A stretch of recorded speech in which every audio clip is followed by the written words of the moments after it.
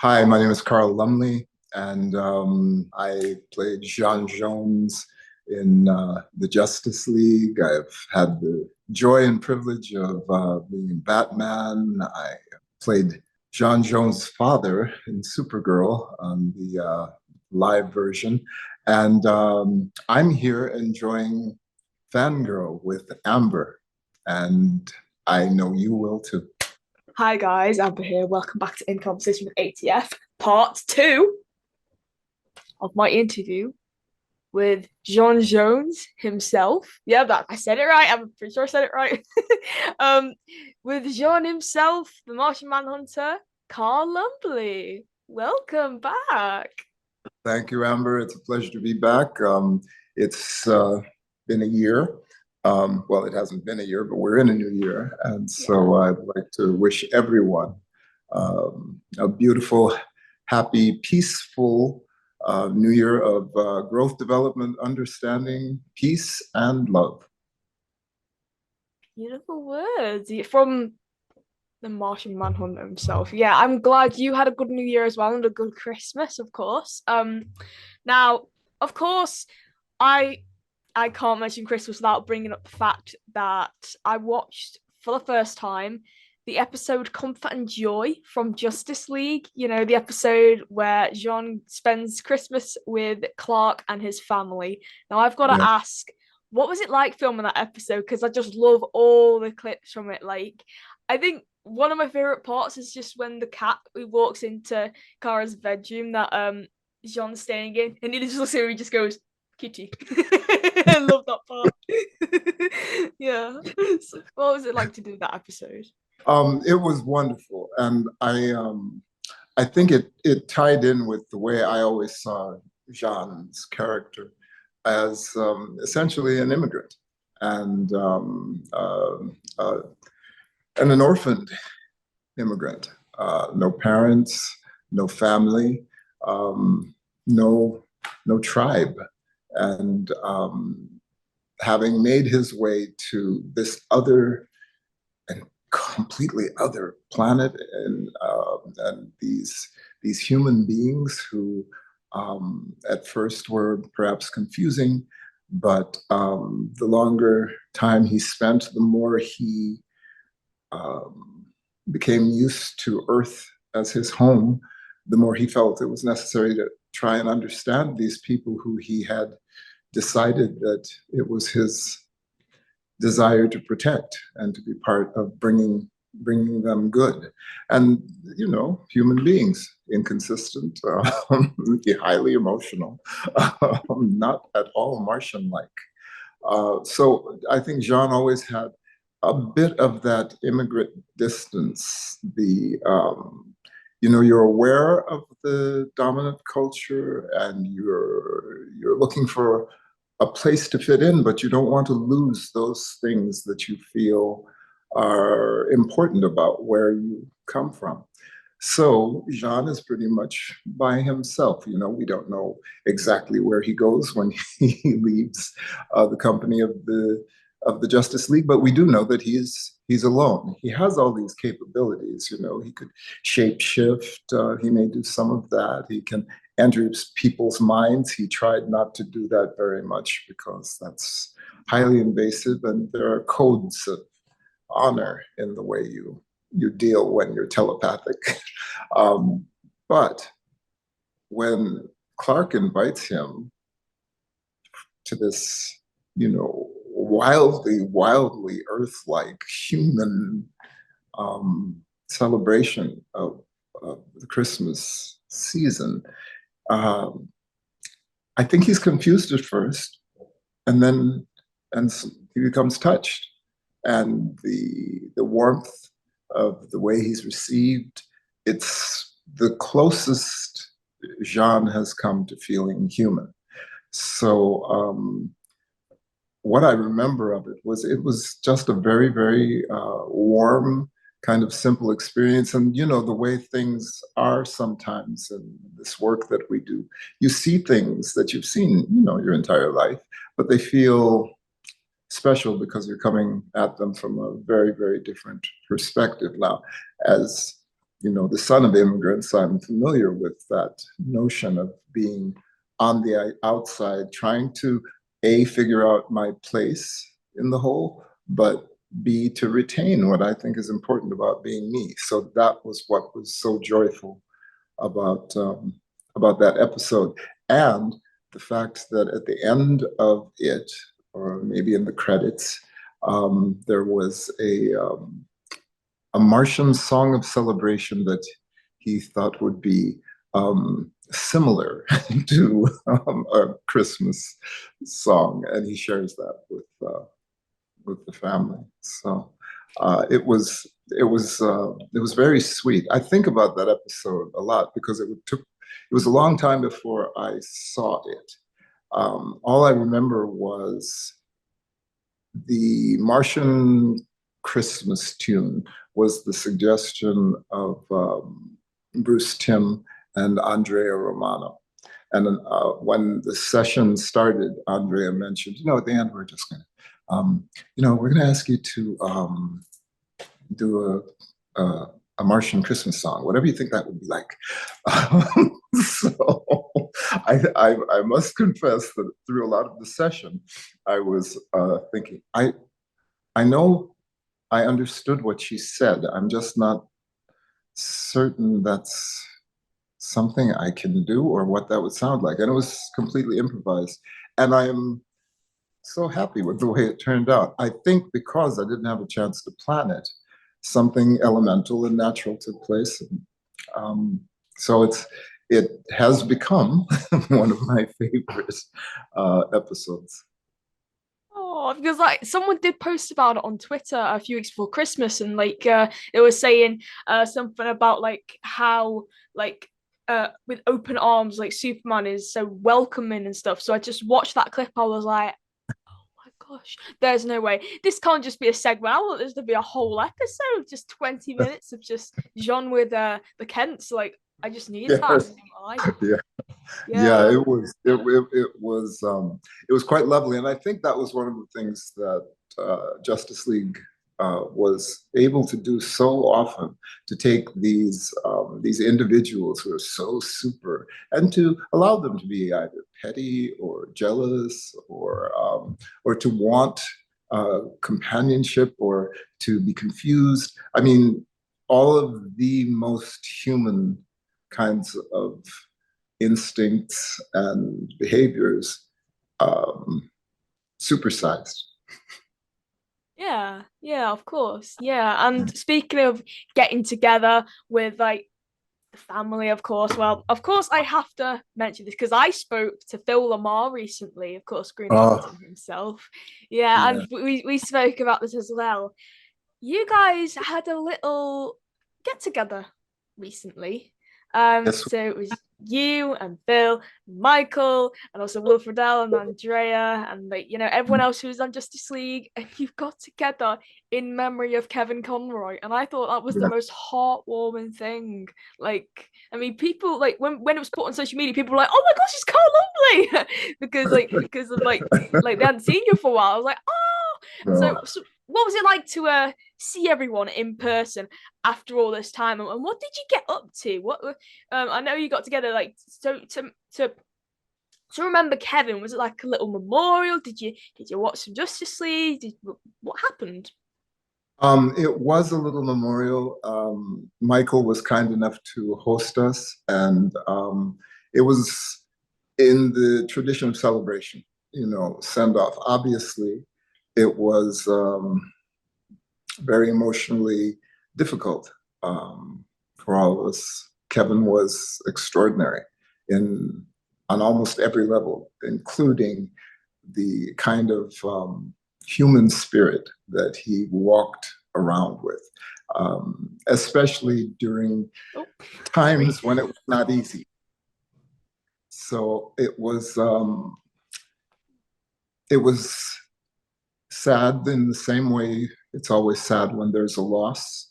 Yeah. Um, he was a very brave individual, and whenever you're aware of the fact that someone may have been in incredible discomfort, but chose not to present that, but rather to present the fact that he was still um, vitally, spiritually alive and present in every moment of his life. And I think that's the spirit that we were able to celebrate. There was a lot of laughter, there was food, and we did watch a little bit of, I believe it may have been some of the footage from the first episode.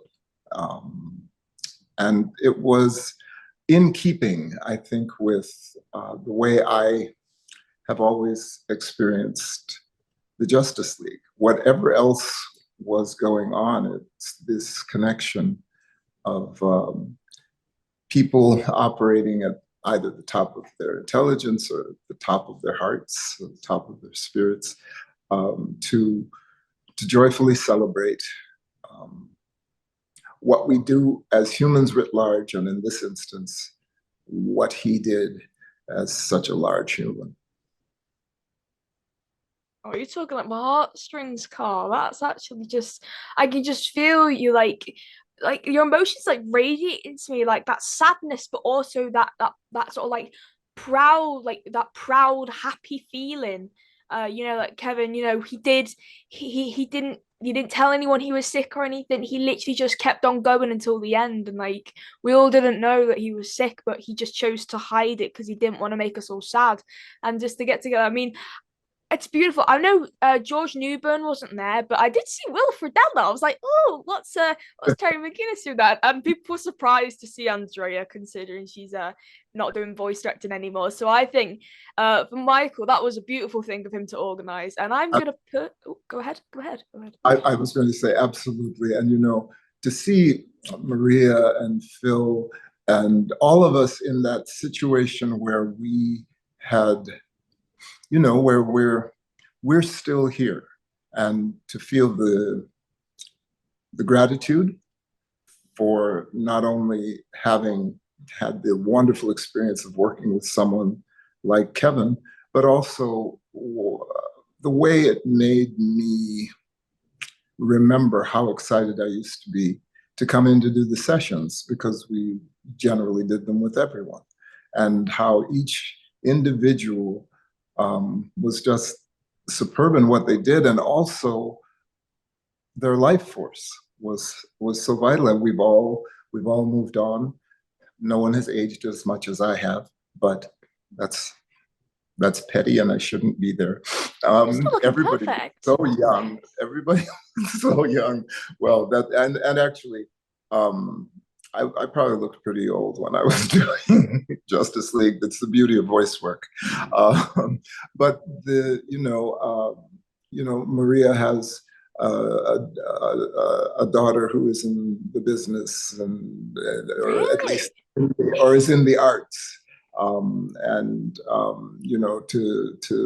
To know that line is continuing, and that and Phil, of course, is just extraordinary. It was just a wonderful thing as we celebrated the transition of one of our fellows, that we were still here to carry that spirit.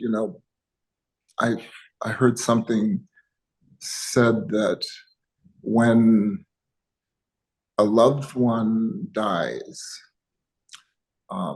they become a ghost. And if you allow them inside you, then that's where they can live again. And that's how I make my way with the idea of people who I care a lot about, who have made their transition, that they're here, and we had that opportunity and experience with our little celebration for Kevin. It was it was great, and celebration for us. Yeah, I mean, it must have been the first time you guys have been together since, like, I mean, all together. I know George was in there, but like everyone. So, like with Andrea, at least since before COVID, I presume. So, like the biggest. I mean, generally, I would say I probably have seen the group the least, because I haven't been active on the comm circuit, and and it was just wonderful, just really, really wonderful. A lot of laughter. You know, you're always I'm always surprised at how much joy you can extract from situations that are very, very sad. And I suppose in some ways it's the depth of the sadness that allows you to expand into joy. Um, so it was just wonderful. It was just wonderful. That's so beautiful. Aw. I recently also found out, Carl, that I can't remember if I brought this up last time or not, that you were in Batman Brave and the Bold. The Brave and the Bold. You did like a little guest spot on there. Yes. So what was it like to do that? Like you were doing a Batman show, of course, but obviously you weren't voicing Jean or Right. like what was it like to do that show? Well, I think at that point I was pretty new to voiceover, and in fact, it was Andrea who encouraged me to and gave me opportunities prior to Justice League. She said, you know, you should consider voice work, and I did on camera and stage, and I kind of had not really pursued it, thought about it, and I was so um, Batman was not as bad in terms of the intimidation factor because I think that session was maybe myself and Andrea and maybe one or two other actors. So it wasn't as frightening, but it certainly, I felt like I had a lot to learn and that there were people who, had developed a skill set that I found just astounding. Things, directions that Andrea gave that they could just grab and follow in a minute. So I paid a lot of attention to what the experienced people were doing and listened. I think one of the things I think about people who are really masters of what they do is that they're also continuing students. They're continuing education in whatever their expertise may be. And so as I was watching and learning myself, I was also seeing that they were watching and learning. And that was encouraging because you're always trying to move toward perfection, but no one can be perfect at anything.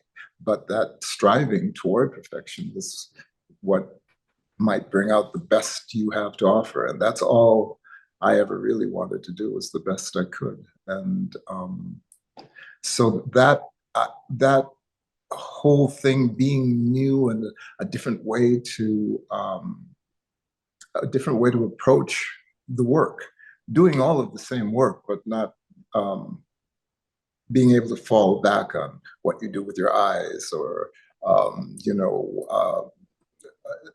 having to contain all of the information about a character and transmit it through the voice.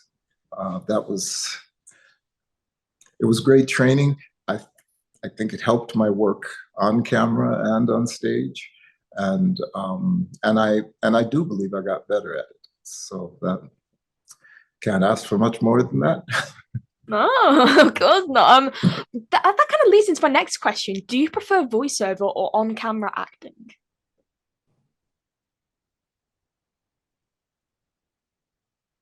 Yes. I was trying to dodge the question, Amber. Uh, sorry. All right, let's move on. Yes, I do. Sorry. Okay, we'll cut that bit out. I'll just go to the part where you originally said yes. And... Sorry. Oh dear. Sorry about that. No, I was no like, problem. mm. No, and I would tell you well, actually, you can use this if you want. One of the things is, I'm probably lucky that I only had one child because I could never, ever have figured out if someone said, "Who's your favorite child?" what to do. I used to have two Labrador retrievers, Zeus and Sultan. Beautiful, beautiful dogs. And when someone said, well, who's your favorite? Yes. I can't answer it. And they are my favorites, both of them together. It's voiceover requires a different kind of uh, thinking for me, a different kind of modulation. And you're, even though you're with the director and you're with your fellow players, in some cases, very often you're by yourself with the director in a booth. And part of what I love about this work is sharing it with an audience. So in that instance, an audience will get to it eventually, but they're not Yeah. right there. The way they are in stage, which is my very favorite, because what takes place in a theater is a byproduct of the relationship between you, your character, and your character and the audience and you. And it keeps going around when it's good. So what happens is it's built by all of the elements, and none of the elements can be left out. And that's what I love. One of my favorite moments is when, as a group of actors, you're doing play and someone drops a line or someone forgets what they're supposed to say. And that is this opportunity for something to take place right there in the present tense that is your responsibility. You have to get past that point, and most often audiences will believe whatever you believe. And so the only requisite is that you stay true and you stay present. And that is not as easy as it sounds. And that's what I love about the challenge of performing with a live audience whose participation cannot be understated. It's the reason we're there. So I love that first. I like film and television in some ways because it becomes less ballistic. You're not required to put it out. The camera is quite able to come in and get it. So whatever you generate has to be true, unless you want to be, unless you want to look as if you're not being true. The camera will take whatever you're doing, and that also was intimidating for me. Now, I don't think I operate without a sense of the camera, but I don't see the camera as adversarial. I think of the camera in the same way I think of you right now. We're just talking. Yeah. And, no, I don't have to do anything to make you listen. You agreed to be here. And you don't have to do anything to make me talk. I said I would come. Yeah, I just say the questions or any topics, and then we just go back and forth like a tennis match. Yeah, that's right. Yeah. Indeed. Yes, because you've got a son, haven't you? His name's Yes, Brandon, I believe. Yeah. That's correct. That's correct. Yeah, I was gonna ask. I can't remember if I did bring this up last time. If I did, please forgive me. Um, I'm not sure how. I'm not sure when Brandon was born, but I'd like to ask, by any chance, did he grow up with Justice League? Because it'd be like really interesting to hear, like, like the children of voice actors from Justice League. Did they grow up watching the show? What was their experience with the show or your work? What's that sort of like? He came in '88, and so as I remember, um, he saw some one or two episodes. I think my wife at a certain point got a hold of a few episodes and had them on what we used to call disc.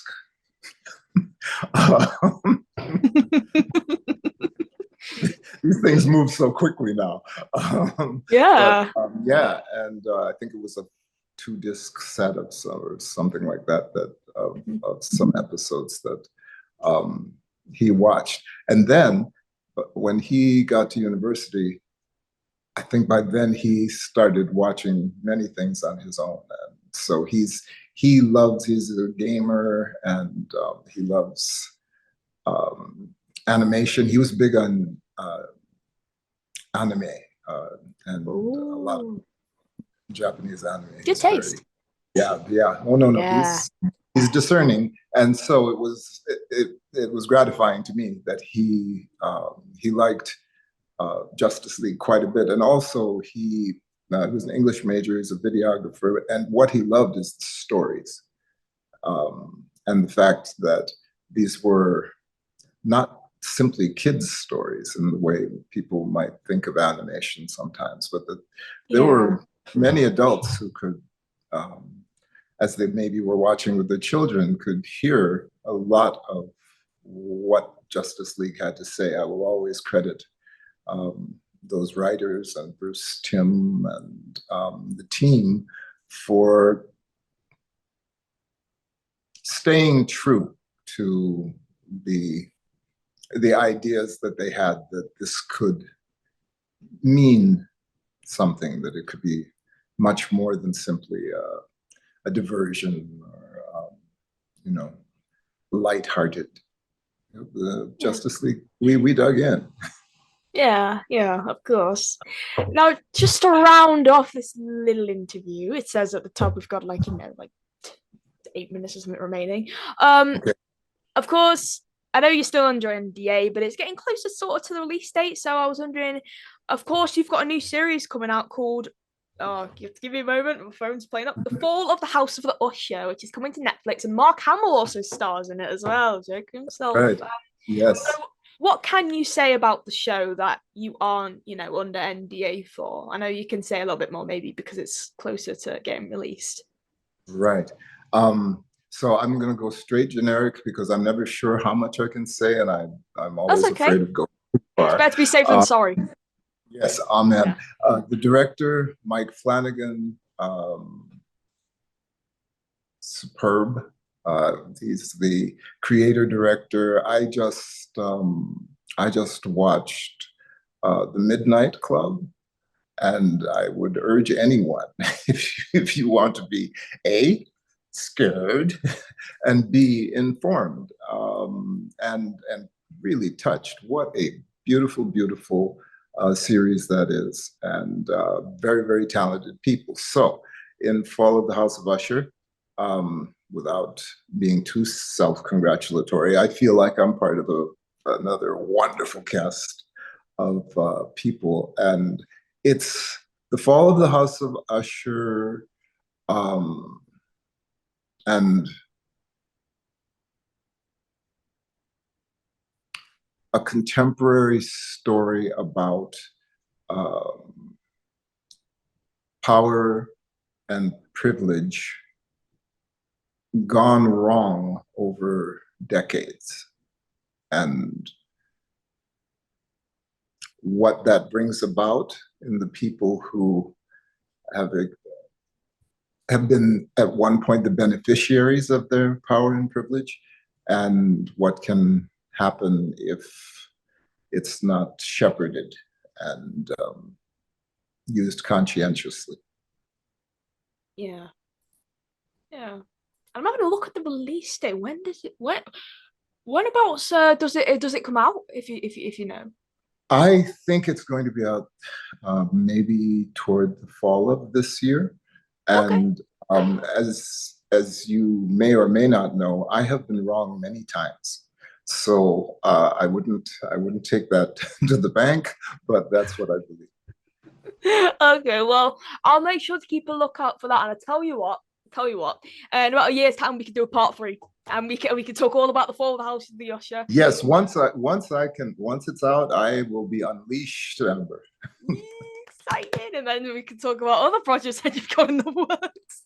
Yes, that's right. Carl, it's been so lovely to talk to you again. It's been a few months, and just thank you so much for joining me for another little chat. And It's always a pleasure. yeah, definitely. It's such a joy talking to you. Definitely, Carl. Thank you so much for your time. I appreciate it. So to you at home, thank you so much for watching this interview with the lovely Carl Lumbly. Make sure to go check out the Fall of the House of the Fall of the House of Usher when it comes out on Netflix. Oh, there is actually a Netflix page for it. It's blank though. It doesn't say. Oh, it doesn't say much about it. It's just a blank page with the title on it. So it's exciting. With that, I'll sign off here, and we'll probably be back. Well, when I say probably, I mean we will be back in the future for In Competition with ATF Carl Lumbly Part 3. Don't forget to check that out. Also, don't forget to like, comment, subscribe, share this interview with your DC animated friends, fan friends, yeah. And we'll see you around. So from me and Carl, we wish you goodbye and cut.